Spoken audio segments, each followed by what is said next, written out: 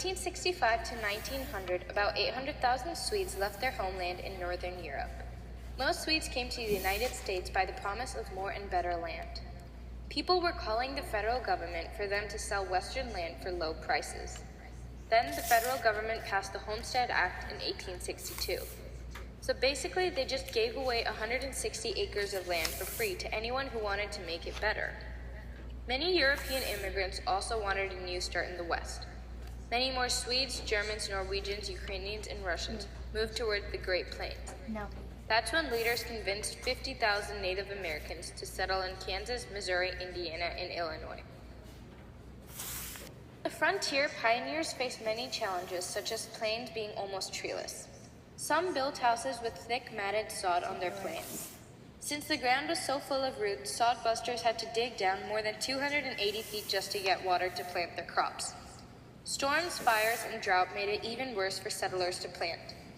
The steel plow was invented by John Deere in 1838 and was improved on by James Oliver in 1868. It was an invention that could cut through tough sod. Windmills pumped water from deep wells and brought it to the surface. Farmers used barbed wire to keep their land in from animals. Reapers and threshers also helped separate seeds and grain from straw. All of these inventions helped to create more efficient and successful farming. In 1860 to 1890, farmers had nearly doubled their production of wheat. By later 1880s, fenced-in fields were replaced by open plains. The Oklahoma land rush in 1889 showed the ending of the frontier. 1870, the price of crops started going down. It caused a huge amount of food to be overproduced. Farmers then started to lose money because growing crops became more expensive than buying them. In 1867, farmers formed the Grange. The Grange sold crops directly to merchants and allowed farmers to keep more of their profits. Later on, in 1890, many farmers joined to try and earn political power. This caused the Populist Party. This part of the government wanted to keep a free silver policy, which stated that mining silver would be free.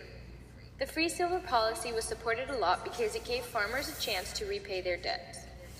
Those who didn't support the free silver policy supported the gold standard.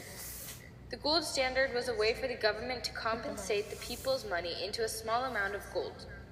Supporters of the gold standard believed that the free silver policy would increase the money supply and cause inflation. In 1892, the Populist Party passed the free silver policy to help with money supply, government ownership of railroads, and shorter working hours. The election of 1896 was an election that rose a lot of problems about money. There were two candidates, William McKinley and William Jennings Bryan. William McKinley was a Republican and a supporter of the gold standard.